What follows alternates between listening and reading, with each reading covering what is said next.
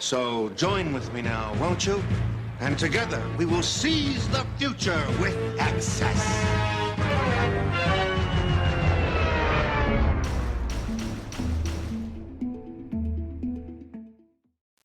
Once more, you guys asked for this and we listened. Today, we're happy to bring you the last part of this video series and talk about another 5 retired Disney animatronics. Be sure to comment and let us know what other videos you would like to see, and also subscribe and hit that bell button to be part of our notification squad. S.I.R and Alien, Alien Encounter. Here we go again with Alien Encounter. We've talked about Skippy and Stitch, but we can't leave 2 of the most chilling animatronics ever behind, S.I.R and the Alien. We've talked about the history of the attraction and what it was about in parts 2 and 3 of this series, so if you want to check it out, click the upper right hand corner. As we've said before, one of the most terrifying aspects of this attraction was the pre-show, and this was achieved thanks to S.I.R, or Simulated Intelligence Robotics Model, voiced by Tim Curry. This character had a sinister and manipulative personality that showed contempt for the smaller species, and saw them only as test subjects. Case in point, a poor burned Skippy. The role of S.I.R was to demonstrate the power of the technology of excess technology, even covering the horrible actions that the technology produced. When Alien Encounter closed its doors, the animatronics of the pre-show were reused, and S.I.R was transformed into Sergeant. The design of the character changed drastically, and the personality changed a lot too. He was pretty active with visitors. He talked to them and provided directions and safety instructions. His comedic timidness made the pre-show more welcoming and set the attraction in a more light-hearted and family environment, unlike S.I.R in Alien Encounter. But when Stitch's Great Escape closed, the animatronic was dismantled and probably stored to be recycled for the future. But S.I.R was definitely not the creepiest part of the attraction. The alien, a vicious and man-eating monster from a distant planet that is accidentally sent to Earth through an alien teleporter, was a massive reptilian monster with thick scales lining its body. It had multiple small arms, each with long, sharp spikes at the ends, small legs on the bottom of its elongated body, with longer ones at the end, large horns and 2 giant insectoid wings protruding from its back, large pincers, yellow eyes, and a gaping maw with sharp teeth and fangs. The animatronic was terrifying. When the attraction closed, many people wondered what happened to this animatronic. It was rumored that it was repurposed as the lava monster from Journey Through the Center of the Earth, but that's not true. No one really knows what happened to the alien, so let's just hope that it is well taken care of in the Disney archives. Iago and Zazu, the Enchanted Tiki Room under new management. The Enchanted Tiki Room under new management opened on April 5th, 1998, replacing the Tropical Serenade. This was not a simple refurbishment, but a complete change from the original show. The main show opened exactly as it used to, with Jose being woken up to start the show and the birds singing. But as they kept singing, they were rudely interrupted by Iago, who told the birds that their show was boring and the people would not like it. Are you listening to me? I said stop the music! What is that? I'm gonna toss my crackers. And these people below me, they ain't gonna like that. Trust me. Iago? He announced that Zazu and himself had purchased the Tiki Room, and warned the birds that they better not get too attached to their original show, because if they wanted to keep their jobs, they would have to get hip. Zazu gets scared and tells Iago that he should not disrespect the Tiki gods. Of course, Iago proceeds to insult them, and this results in Uoa, the Tiki goddess of disaster, getting mad. She appears, and after singing a song, she sends Iago flying and disappears. The wooden Tikis take over rapping and singing some more songs until Iago comes back burnt and on crutches. He proclaims the new Tiki Room under his management a rousing success, and decrees that the place will be a gold mine. These gods were the greatest act they've ever heard! This place is gonna be a gold mine! He then calls Zazu his new friend, and they all proceed to sing their own rendition of Conga. This ride was a disaster, but it managed to last 13 years until January of 2011. The attraction was interrupted in the middle of a show. Guests had to be evacuated and were informed that a fire had started in the building.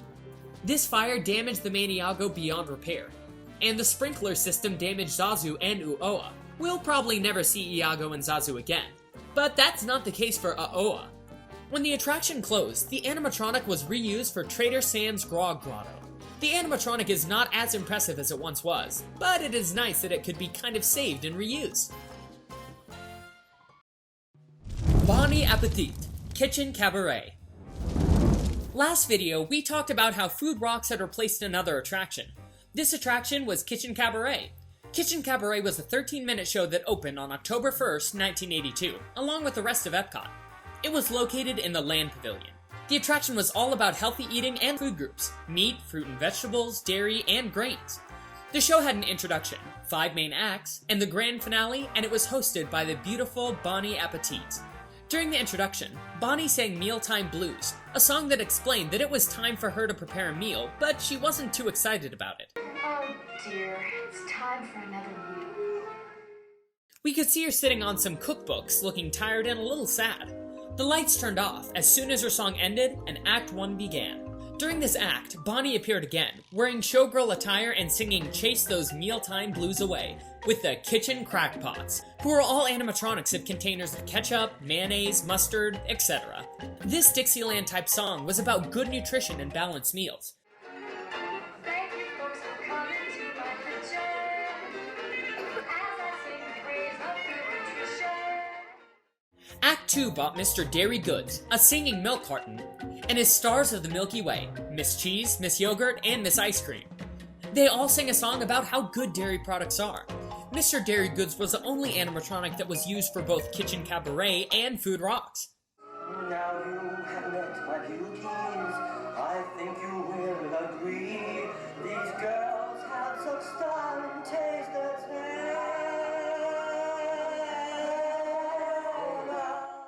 During Act 3, the Cereal Sisters, Oats, Rice, and Corn, sang a song about a boogie boogie bakery boy, a bugle-blowing bread slice that appeared when a kitchen cabinet was opened. We're glad we kept his sound.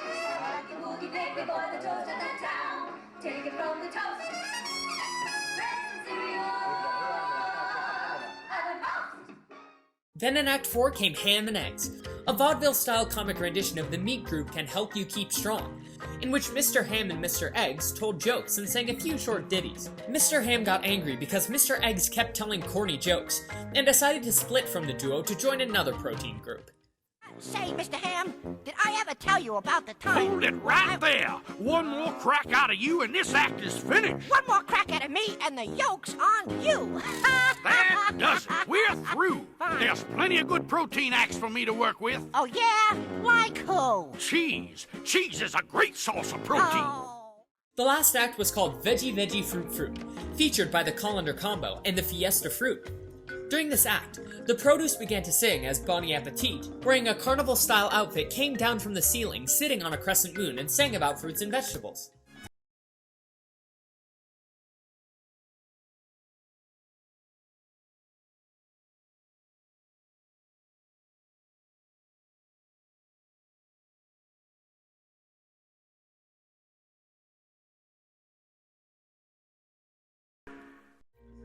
The show came to an end with the cabaret finale, where Bonnie and the cast sang a melody of their songs. The whole cast came back out and said goodbye before the curtains closed. Kitchen Cabaret closed on January 3rd, 1994. Some of the audio animatronic figures were kept for a while in a storage area located underneath the Haunted Mansion at the Magic Kingdom.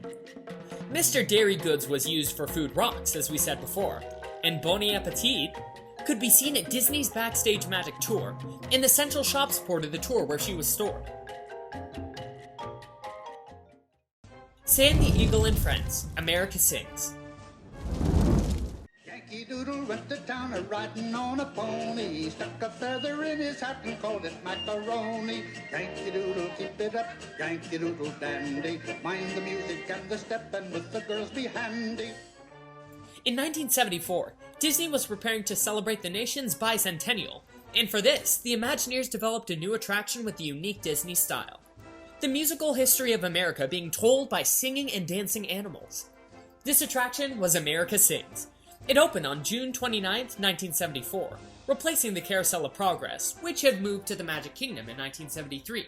The attraction had many acts. The first act introduced the audience to the show's host, Sam the Eagle, and his sidekick, Ollie Owl. After a rousing rendition of Yankee Doodle, the lights would dim as the theater begins to spin, moving the audience to the next stage, an introduction to the music of the Deep South, with such hits as Dixie and Down in the Valley. From there, onward to the Old West. Next was a trip to the 1890s, where barbershop quartet geese serenaded with classics such as After the Ball Is Over and Sweet Adeline. For the last represented musical era, guests ended up in modern times, headbanging with such rock and roll standards as Shake, Rattle and Roll, Hound Dog, and Joy to the World. Finally, the audience would meet up once again with their buddy Sam, who would wrap things up with a rousing encore of Yankee Doodle. The Enchanted Tiki Room and the Country Bear Jamboree had introduced the concept of the audio animatronic musical revue, but America Sings took the concept to a new level. These animatronics had an impressive range of motion, incredible voice work, and an excellent design made by Mark Davis.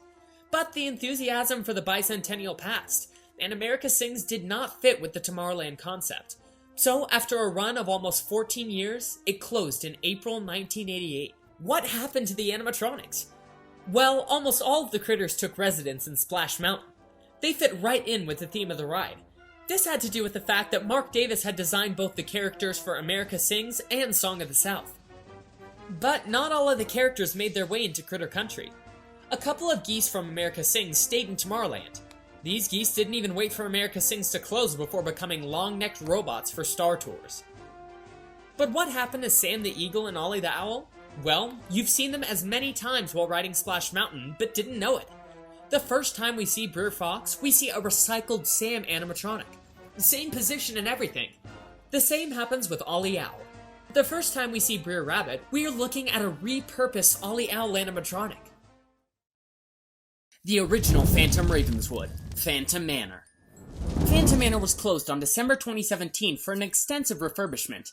It remained closed for over a year until this month when the refurbishment was done. There were many changes done to the ride, but today we're going to talk about one of the main ones. If you would like us to do a whole video talking about all the new changes that came to Phantom Manor, please let us know in the comments.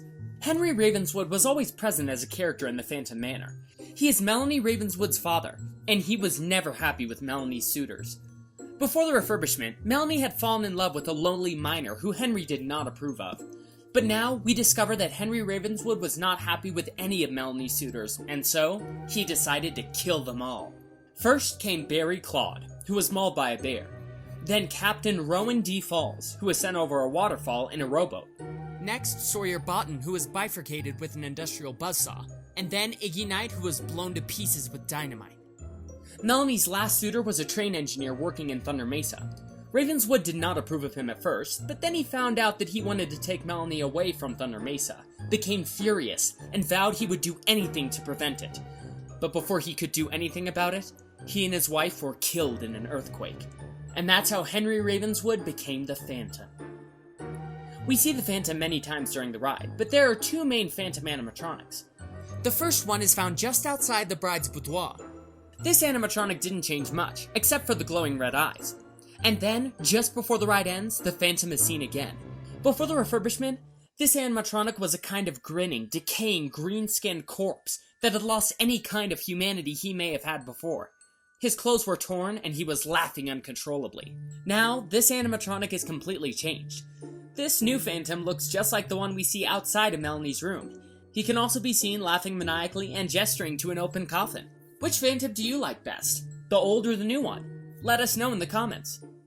And now, the moment you've all been waiting for. We're announcing the winner of our giveaway. Congratulations! Thank you so much, and see you next week.